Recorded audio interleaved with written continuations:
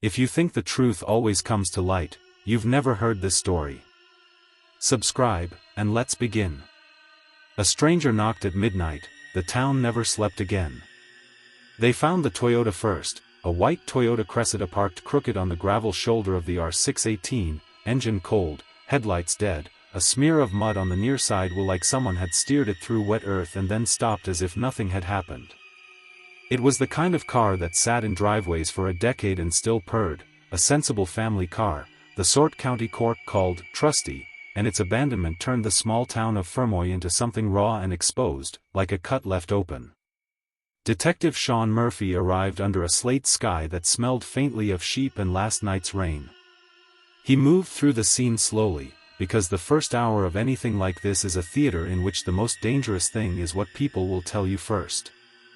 Neighbors clustered at the end of a field lane, holding tea mugs like talismans. A child in mismatched wellies cried for his mother. The curate from St. Coleman's paced and kept stealing looks at a pair of shoes by the Cressida, sensible brown shoes, polished but scuffed, the kind a man wears when he is trying to be respectable at a funeral. Conor and Sheila Dwyer were supposed to be on their way to a wake. A neighbor had seen them leave their cottage after supper, bundled against the chill. Conor, 37, broad-shouldered, hair already thinning at the temples, Sheila, 34, with a laugh that could make a room softer and a temper that could make people leave the table. They were married for 13 years and known for two things in Fermoy: they kept a clean house and they kept their secrets closer than their wedding photos. There was no sign of struggle around the car. No broken glass.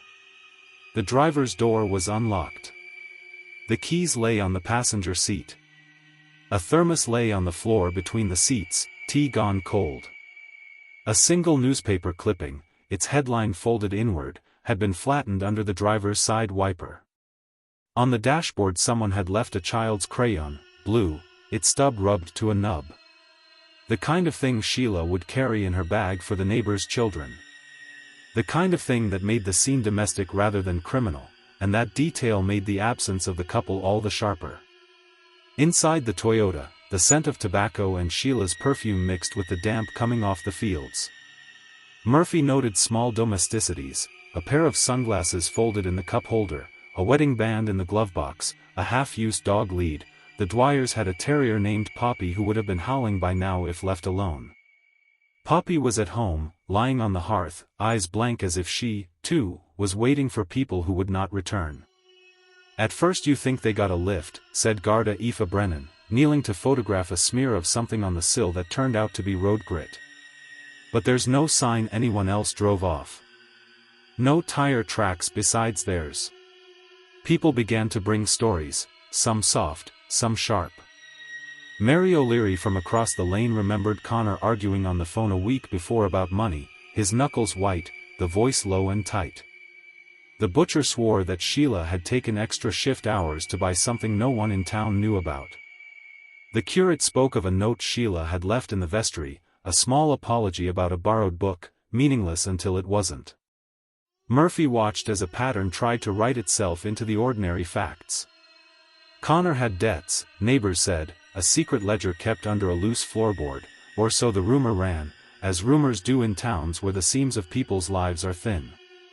Sheila had begun driving into Cork for work at the courthouse, a job that made more friends in suits than it did in fields.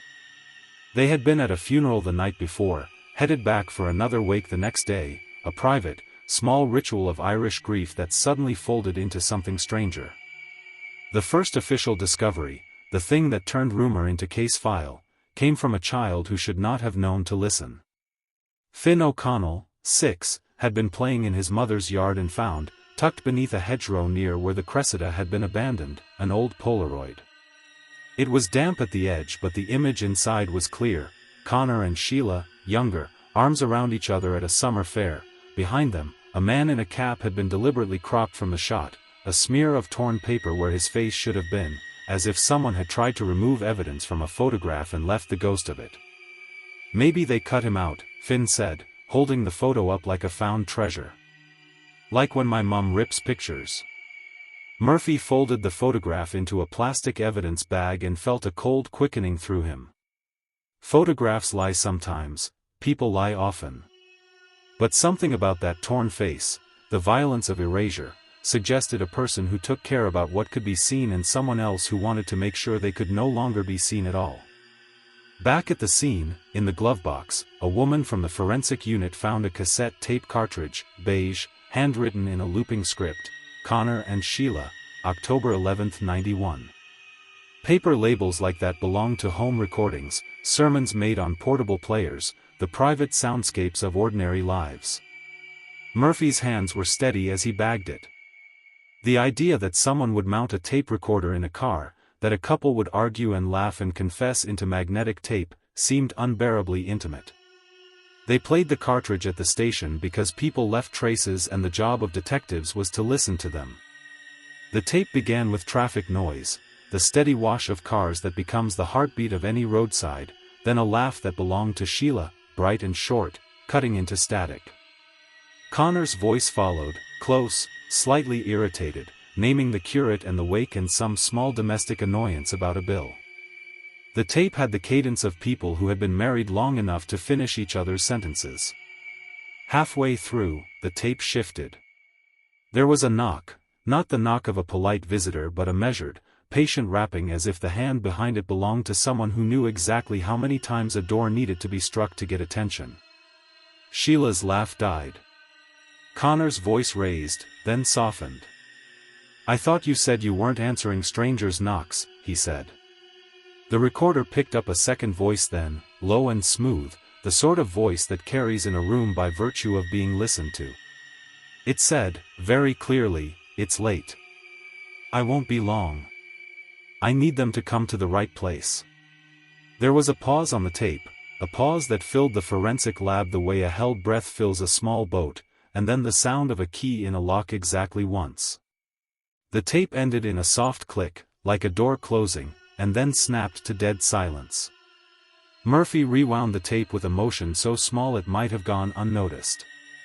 He played it again. The knock, the voice, the click. There was no scream. There was no bargaining we could hear. But the tiny, banal sounds, the kettle boiling faintly in the background, the way a chair scraped wood, rendered the rest of the absence obscene in its everydayness. When Murphy stepped out of the room, the county seemed to hold its breath with him. The Dwyers had left for a funeral and had been swallowed by a night that now, recorded, bore a stranger's deliberate cadence. Whoever had knocked at midnight had not left the message as a threat, they had left a choreography, a small arrangement of sounds that said they knew how to move people. The twist that folded the town into a new map came not from the tape alone but from the glove box where, beneath the half-used dog lead and a spool of thread, someone had shoved a tiny, brass key inside an envelope. On the key's head was stamped a motif, an old merchant crest none of the Garda could name without checking records, but the locked loop of the design felt familiar to someone who had spent enough years watching partnerships and promises break. Someone in Fermoy recognized it by the fourth hour. It was the crest of the vanishing man who had been cut from the Polaroid. The photograph and the key rewrote everything. The disappearance was no longer a random act of misfortune. It suggested deliberate removal, planning, and, worst of all, a third party who both belonged to the Dwyer's world and had been excised from it. Someone who had reasons for being erased. The town that fell asleep on a normal night woke up to a different geography. Every hedgerow and lane now had edges that could hide a hand. The funeral was postponed. Poppy went quiet.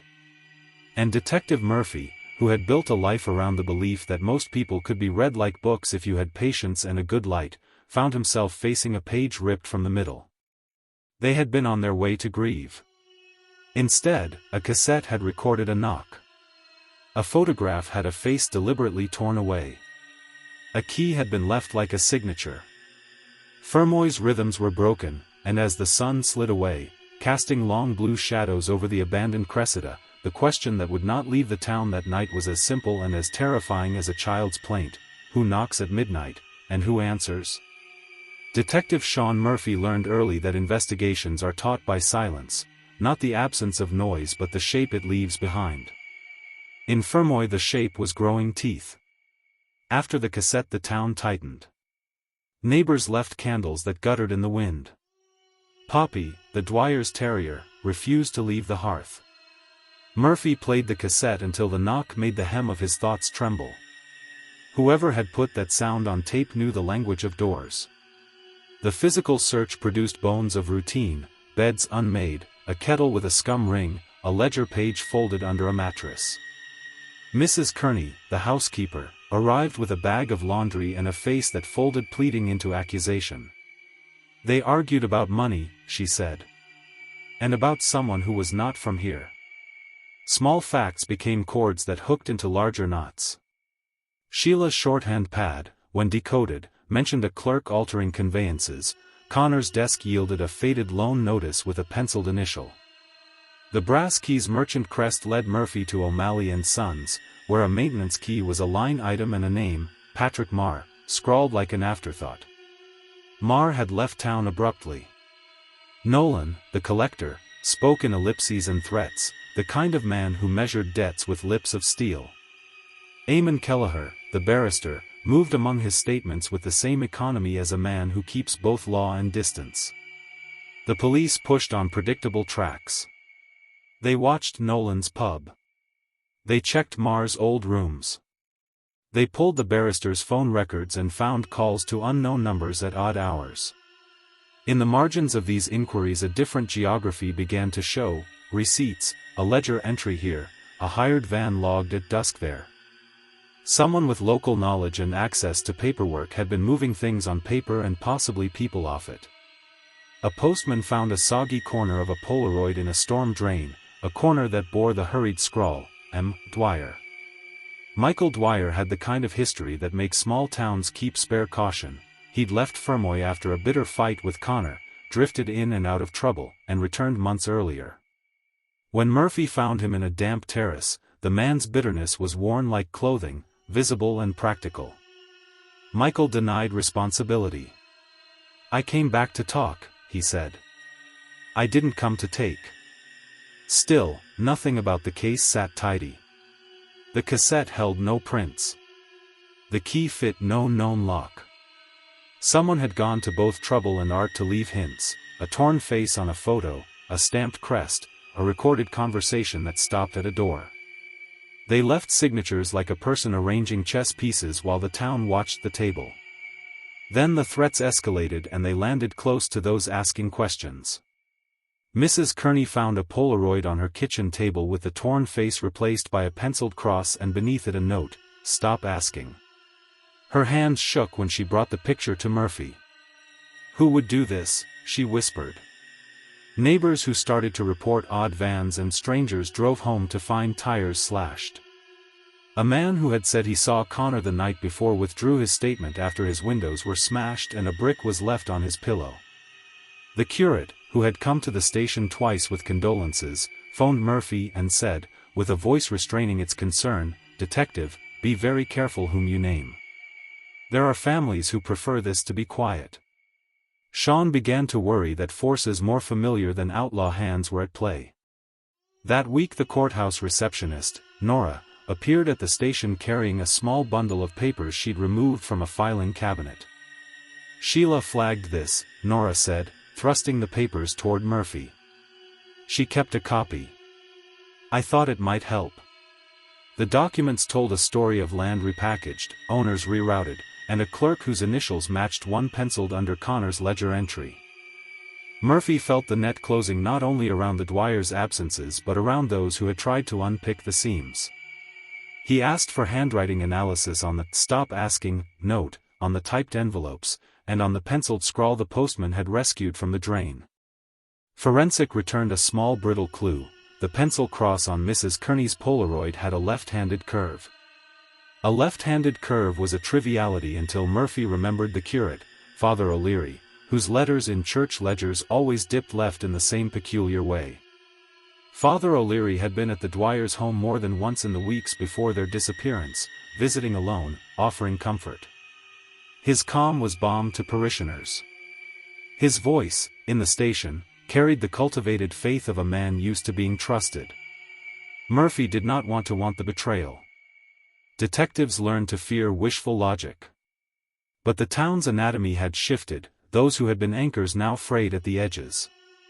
He asked his team to watch the curate. They trailed Father O'Leary for 2 nights. He moved with the soft certainty of a man who belonged to his path. On the 2nd night they saw him wait by the bridge and slide something small into a drain, a movement subtle and precise. When Garda Brennan waded in and retrieved the object, it was a scrap of paper, damp and torn but legible enough to test. The handwriting on that scrap matched the loops and slants of the "Stop Asking" note. Murphy held the scrap under the fluorescence like a tentative confession. He thought of the Dwyers kneeling with Father O'Leary at wakes and weddings, the sermons that had smoothed grievances, the warm hand on a grieving shoulder. He thought of the way power in small towns rarely arrives as force, it arrives as a voice people would rather believe. Before he could act, the curate came to the station and asked for a moment. He spoke with the composure of someone used to absolution. He told Murphy quietly that he had been asked by people of consequence to soothe things over, and that, for the town's good, he had tried to keep matters from unraveling. "I did not do anything violent," he said. "But I may have written in haste. There are ways to persuade people, detective, without blood."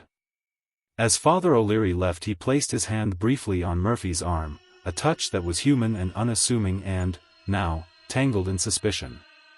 Murphy watched him go and felt the ground shift. Betrayal was no longer an abstract possibility but a living, human thing. Someone knew the town's soft places and how to exploit them perfectly. And then, on the kitchen table in the station, beside the Polaroid and the brass key, a new envelope waited for Murphy alone. Careful, black script on it read, "Stop digging." He slid it open with shaking hands. The envelope contained no letter, only a key identical to the first, and a strip of film negative curled like a secret. When held to the desk lamp, Detective Sean Murphy saw the faint image of 3 people standing in front of a farmhouse: Conor, Sheila, and Father O'Leary. The priest's hand rested lightly on Conor's shoulder, his other hand out of frame. The timestamp on the film was the same night the Dwyers vanished. Murphy felt his stomach hollow.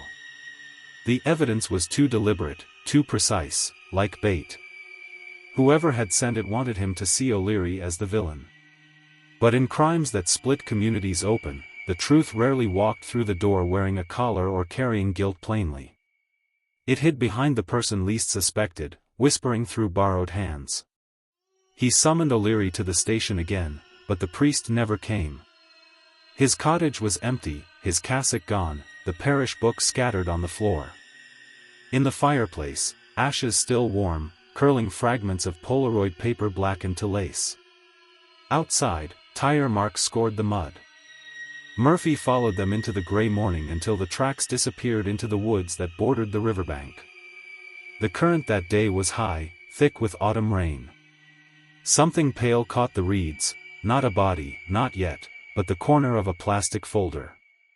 Inside were 2 more photographs, untouched by flame. One showed Sheila standing beside a stack of boxes labeled "Registry Archives." The other, Conor at a payphone, looking over his shoulder at someone unseen.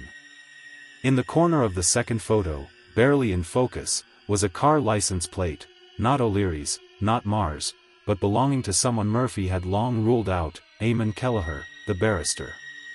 The pieces rearranged themselves like a cruel riddle. The Dwyers weren't victims of a random disappearance. They had discovered something buried within those registry archives, property deeds rewritten, names shifted. Kelleher's name appeared too often in those documents, tucked between shell buyers and false witnesses. The Dwyers must have confronted him. And the priest, bound by obligation or fear, had tried to mediate. When mediation failed, silence was bought the old way, with disappearance. Murphy drove to Kelleher's estate that night under a bruised sky. The wind was raw, the air thick with the smell of the river. Through rain-beaded glass he saw light spilling from the barrister's study, too bright for a man supposedly in Dublin. He walked the gravel path slowly, his flashlight off. Through the window, Kelleher sat at his desk, phone pressed to his ear, papers spread like fallen cards. "No, the Garda can't touch it now," Kelleher said, pacing. He's got the tape, but not the rest. O'Leary's handled, he froze mid-sentence, eyes catching Murphy's reflection in the glass. For a heartbeat, both men stared through the storm. Then Kelleher moved, fast, desperate, sweeping the papers into a leather satchel. Murphy kicked the door, wood splintering. "Amen, Kelleher. Guard eye. Put your hands where I can see them." But the barrister didn't reach for a weapon. He reached for a safe beneath the desk. Inside, Murphy glimpsed the edge of something that made the world contract, another cassette tape, labeled in the same careful script, Fermoy, November 1991. Kelleher froze, the mask cracking. "You don't understand," he said. "It was never meant to go that far." "What wasn't?" Murphy demanded. Kelleher swallowed hard. "Conor found out. He learned what the parish and the council did, the land deals, the ghost buyers. Sheila wanted to take it to the press. O'Leary begged them to stay quiet. When they wouldn't, his voice broke. He said he could make them disappear, for their safety. I thought it meant relocation, new names. I didn't think."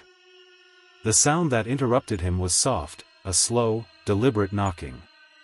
3 times. From somewhere behind the wall. Murphy's blood ran cold. The study was paneled in oak, the sound too hollow to be a door. He stepped closer, pressing his ear against the wood. The knock came again, identical to the one from the tape. A rhythm that seemed patient, expectant. He found the hidden latch behind a bookshelf. The panel swung open to reveal a narrow stair leading down into an old cellar lined with stone. The air was damp, metallic, ancient. He descended with his flashlight trembling slightly. At the bottom stood a wooden table, 2 chairs, and a reel-to-reel recorder humming faintly though it wasn't plugged in. On the table lay a ledger identical to Conor's, filled with the same looping handwriting. Only this one wasn't accounts, it was names. Dozens of them. Families displaced by reallocation. Farms sold under false pretenses. Each name marked with a cross beside the date, 1991. And in the final row, 2 more entries had been added in fresh ink. Murphy, S., October 24, 2025. O'Leary, P., October 24, 2025. Murphy stumbled back, heart pounding. Someone knew he'd come here. Someone had planned this moment long before he arrived.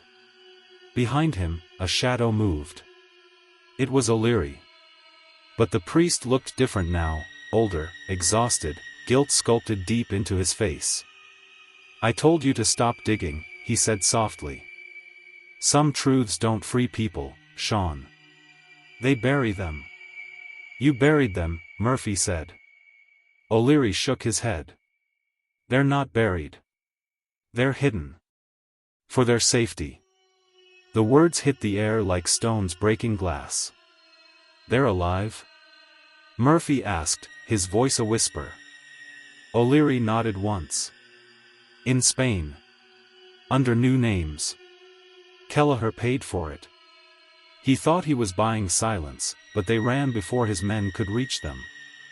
I sent the first tape as a warning to him, not to you. But once the town started digging, his eyes filled. I didn't think it would come back like this."